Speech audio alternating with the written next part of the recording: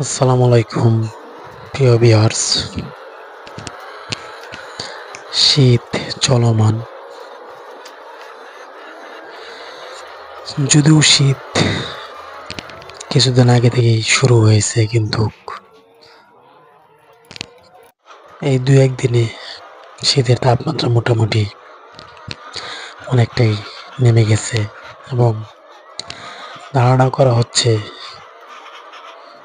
শীতের তাপমাত্রা আরও নামতে পারে। সেজন্য আমাদের খামারের ব্যবস্থাপনা নিয়ে একটু নতুন করে ভাবতে হবে।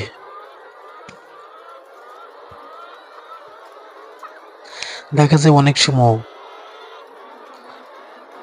তাপমাত্রা নামতে নামতে 4 থেকে 5 ডিগ্রি সেলসিয়াস অনেক সময় নেমে যায়। এই সময় মুরগিকে প্রচণ্ড ধকল সহ্য করতে হয়। মুরগির দেহের তাপমাত্রা ঠিক রাখার জন্য মুরগির খাদ্য গ্রহণের মাত্রা অধিক হারে বেড়ে যায়। অনেক সময় ডিম উৎপাদন দারুণভাবে ব্যাহত হয়। কোন শীতে মুরগির মর্টালিটিও বেড়ে যায়। এই ধকল থেকে মুরগিকে রক্ষা করার জন্য কিছু ব্যবস্থাপনা গ্রহণ করা প্রয়োজন। যদি আপনারা মনোযোগ সহকারে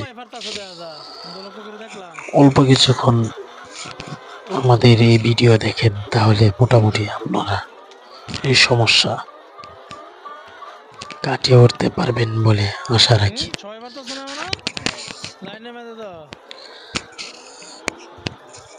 ঘরের চতুর্দিকে পর্দার ব্যবস্থা করতে হবে এবং পর্দা এরকমভাবে সেট আপ করতে হবে যেন উপরে আপনার 3 থেকে 3.5 ফিট খোলা থাকে, যেন অ্যামোনিয়া গ্যাস ঘরে আটকে না থাকে।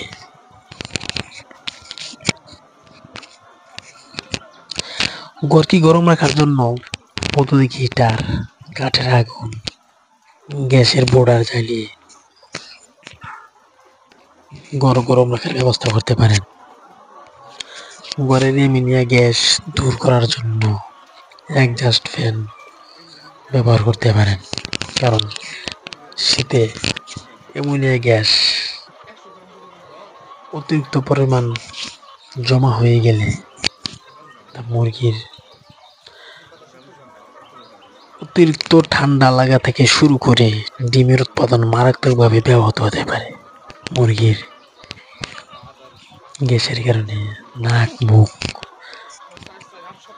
লাল হয়ে অনেক সময় মাথাও ফুলে যেতে পারে। তাই যদি একজাস্ট ফ্যান ব্যবহার করা যেতে পারে, তাহলে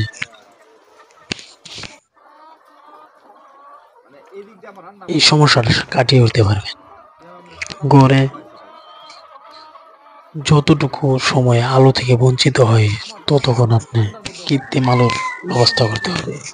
অর্থাৎ পর্দা দেওয়ার সময় দেখবেন মাঝখানে অন্ধকার থাকে, ওই অন্ধকার জায়গাতে আপনি আলোর ব্যবস্থা করে দেবেন এবং খাদ্যে ফিড প্রমিক্স ব্যবহার করতে পারেন। খাদ্যে এক্সট্রা ক্যালসিয়াম ও জিঙ্ক সরবরাহ করতে পারেন। বলবর্ধককারী ওষুধ যেমন ভিটামিন ব্যবহার করতে পারেন।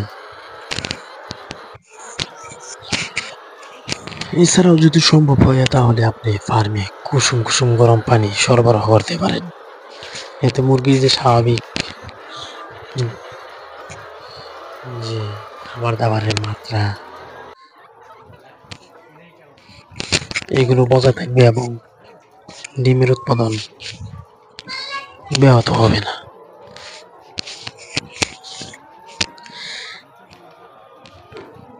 এছাড়াও শীতকালে কিছু পরিমাণ ধুলো বালু ও জল জাল জমে থাকতে দেখা যায়। এই সমস্ত কারণে মুরগির শ্বাসকষ্ট বেড়ে যেতে পারে, ফুসফুসের কার্যক্রম বাধাগ্রস্ত হয়।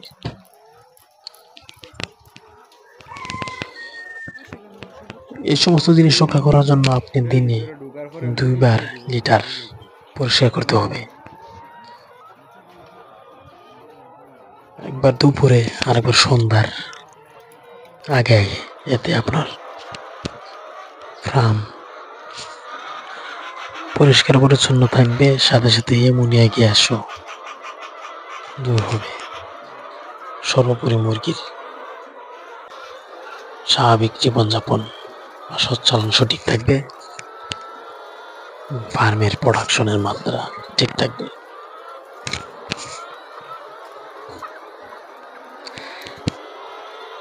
এই ঝুলঝাল ধুলোবালু অবশ্যই আপনার সন্ধ্যার পরে পরিষ্কার করতে হবে। যদি এগুলো আপনারা দিনে পরিষ্কার করেন তাহলে মুরগির খাদ্যের সাথে মিশিয়ে মুরগির পেটে যেতে পারে, এতে মুরগির শ্বাসকষ্ট ও ঠান্ডা লাগার সম্ভাবনা থাকে। তাই এইগুলো যতটুকু সম্ভব সন্ধ্যার পর পর পরিষ্কার করার জন্য চেষ্টা করবেন। এই বিষয়গুলো যদি আপনারা লক্ষ্য রাখেন তাহলে আপনাদের শীতকালে যে ফার্মের মুরগি অতিরিক্ত ঠান্ডা লাগা, মাথা ফোলা, চোখ লাল হয়ে যাওয়া, পড়াশোনা কমে যাওয়া, এই বিষয়গুলো কাটিয়ে উঠতে পারবেন। তো এই ছিল আজকের আলোচনা। যদি মনোযোগ সহকারে শুনে থাকেন তাহলে ইনশাল্লাহ আশা করি আপনাদের মোটামুটি কাজে আসবে। সকলেই ভালো থাকবেন। আসসালামু আলাইকুম।